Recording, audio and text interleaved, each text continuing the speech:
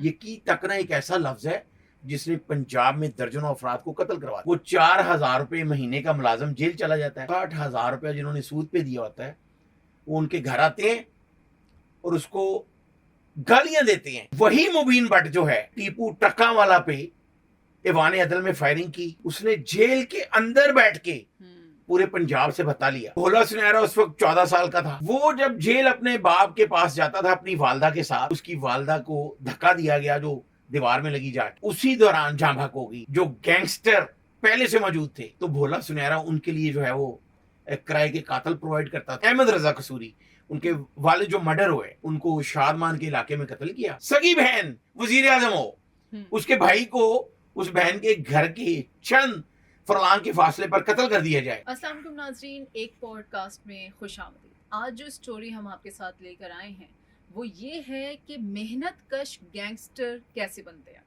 Police کی کیا اس پہ سرپرستی ان کو حاصل ہوتی ہے, یا پھر ان کے خلاف کارروائیاں کس طرح کی جاتی ہیں, اور اگر کارروائیاں ہوتی ہیں اس کے باوجود ان کا وجود کس طرح برقرار ہے.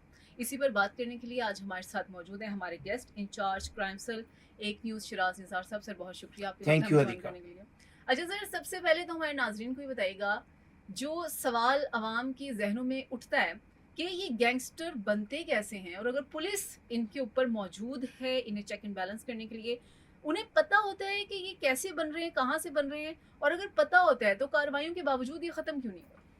حدیقہ بہت شکریہ. بالکل آج ہم اپنے ناظرین کے لیے بتائیں گے اور پورے پنجاب کے جو ٹاپ 10 ہیں ان کے بارے میں بتائیں گے کہ وہ پہلے کیا کرتے تھے اور وہ گینگسٹر کیسے بنے.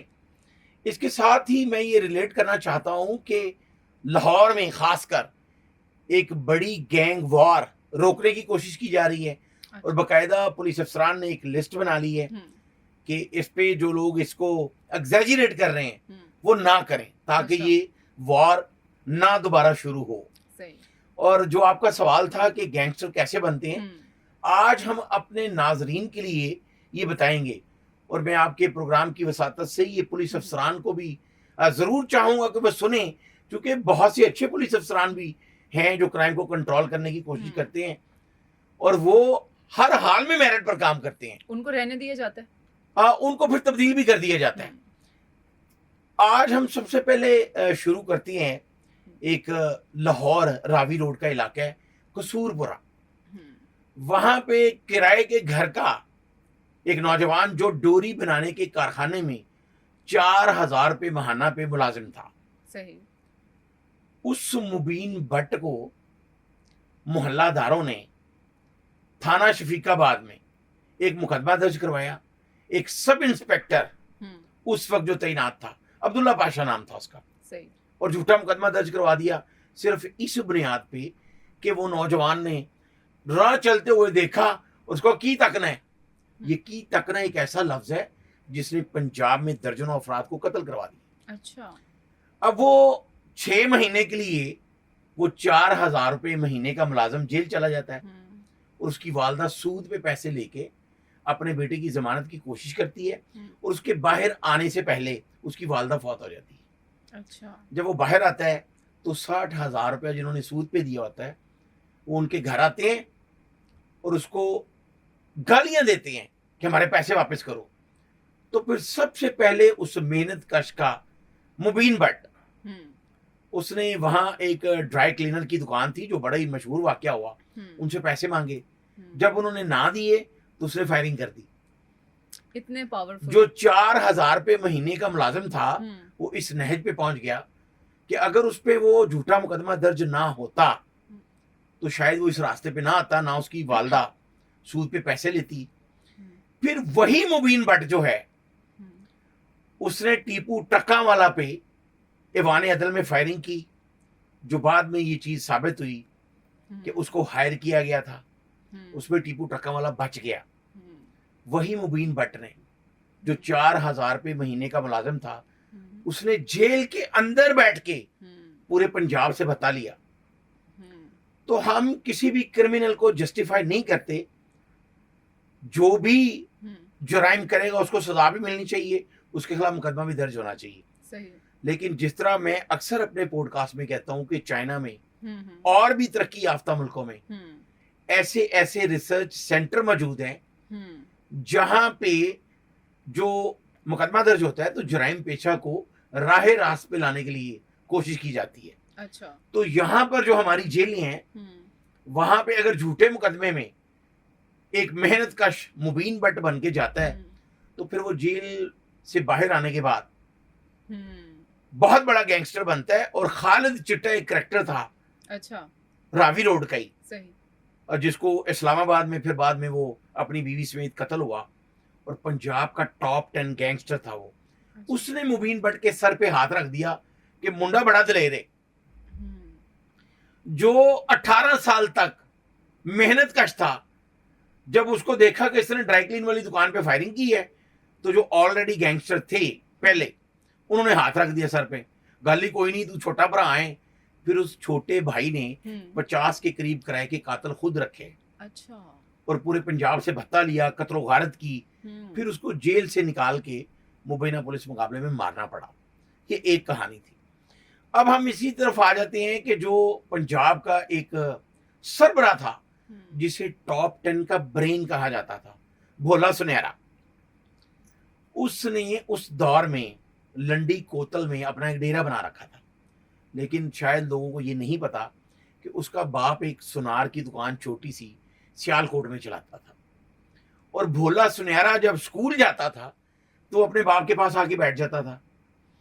اس کے باپ پہ مقامی ایک ایم این اے نے ایک 5 تولے زیور کا مقدمہ درج کروایا کہ اس نے میرا 5 تولے زیور جو ہے فراڈ کیا ہے. ہم، پولیس کو یہ علم ہو چکا تھا کہ اس کی دکان سے چوری ہوئی ہے, ہم، اس نے فراڈ نہیں کیا, لیکن اس کو اسی مقدمے میں جیل بھجوا دیا گیا. اچھا، اب بھولا سنہرا اس وقت 14 سال کا تھا.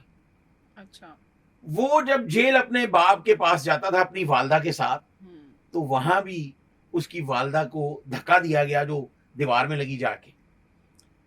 جیل کے اندر اس کا باپ فوت ہو گیا اور اس کی ماں جو ہے وہ باہر اسی دوران جاں بحق ہو گئی. ہم، تو پھر اسی بھولا سنہرا نے علاقہ غیر میں ایک ڈیرا بنایا اور وہاں پہ پورے پنجاب کے اشتہاری وہاں پہ پناہ لیتے تھے.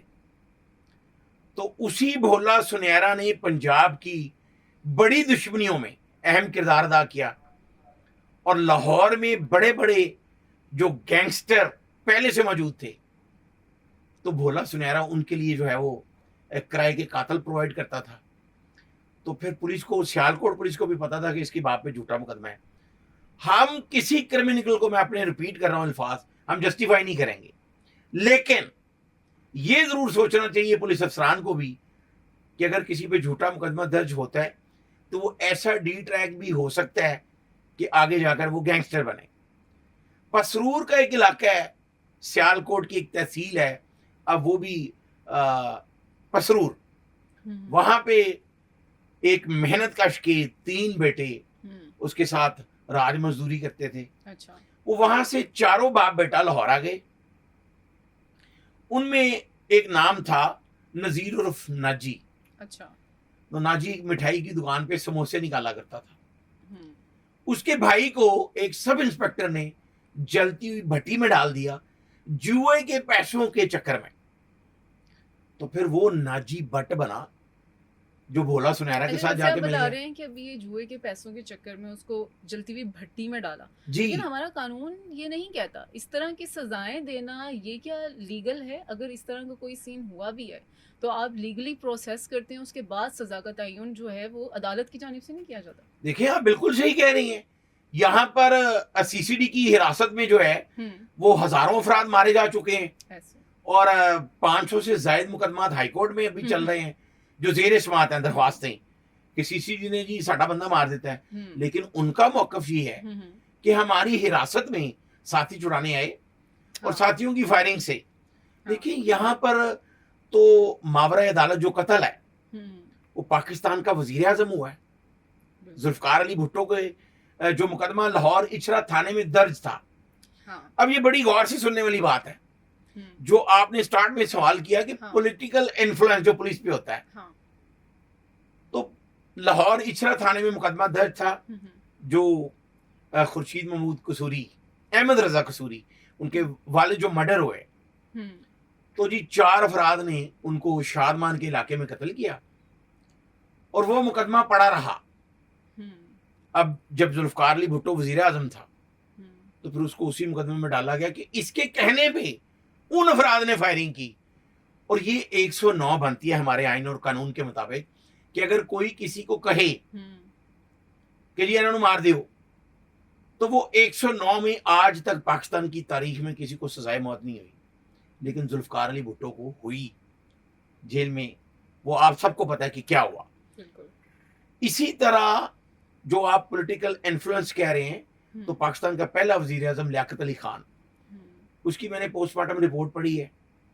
لیاقت علی خان کی پوسٹ مارٹم رپورٹ میں یہ لکھا ہے کہ چند انچ کے فاصلے پہ گولی ماری گئی. اچھا. لیکن جو سعید اکبر نام کا بندہ ایک ایس پی نے فائرنگ کر کے نیچے مار دیا، وہ 18 فٹ نیچے، 18 فٹ کی سٹیج تھی، وہ نیچے کھڑا تھا، اس کو مار دیا کہ اس نے گولی چلائی ہے. آج تک پتہ نہیں چلا کہ پاکستان کے پہلے وزیر اعظم کو کس نے قتل کیا. محترمہ بے نظیر بھٹو جو 2 بار وزیر اعظم رہیں، اور سعود عزیز جو ایس ایس پی 2 سال تک اس بات کی انکوائری بھگتتے رہے کہ جو پاکستان کی 2 بار وزیر اعظم رہی، اس کے قتل کے فوری بعد کرائم سین اس کو دھلوا دیا گیا، پانی پھیر دیا گیا اس کے اوپر، جبکہ قانون کے مطابق اس کو کارڈن آف کرنا چاہیے. وہ 2 بار پاکستان کی وزیر اعظم ہے رہی، لیکن یہاں پر ایسے اس کے واقعات بعد بھی تو یہ کیس دوبارہ اوپن ہوا جب ان کے وکیل آ رہے تھے، بے نظیر بھٹو کے گواہ آ رہے تھے، انہیں بھی غائب کروا دیا گیا. یہ والا بھی تو سارا سین ہوا تھا. حدیقہ بالکل آپ ٹھیک کہہ رہی ہیں. ہمارے سارے ناظرین کو بہت کچھ پتہ ہے، ہمارے بہت سے صحافیوں کو بہت کچھ پتہ ہے، لیکن چونکہ پاکستان میں 17 صحافی قتل بھی ہو چکے ہیں، بالکل، تو سچ بولنا یہاں پہ بہت مشکل ہو چکا ہے. اب اسی وزیر اعظم کا بھائی مرتضی بھٹو کراچی میں قتل ہوا، تو اس میں بھی بڑے بڑے پردہ نشینوں کے نام اس وقت تھے، لیکن وہ بعد میں اس قتل کا کچھ نہیں بنا. جس کی بہن، سگی بہن وزیر اعظم ہو، اس کے بھائی کو اس بہن کے گھر کے چند فرلانگ کے فاصلے پر قتل کر دیا جائے تو کچھ نہ بنے. تو محترمہ بے نظیر بھٹو نے جب ایک انٹرنیشنل میڈیا کو انٹرویو دیا تو یہ بات اتنی خوفناک تھی کہ جو 2 بار وزیر اعظم رہی، اس نے یہ کہا کہ I am it self victim, کہ میرا بھائی قتل ہوا ہے.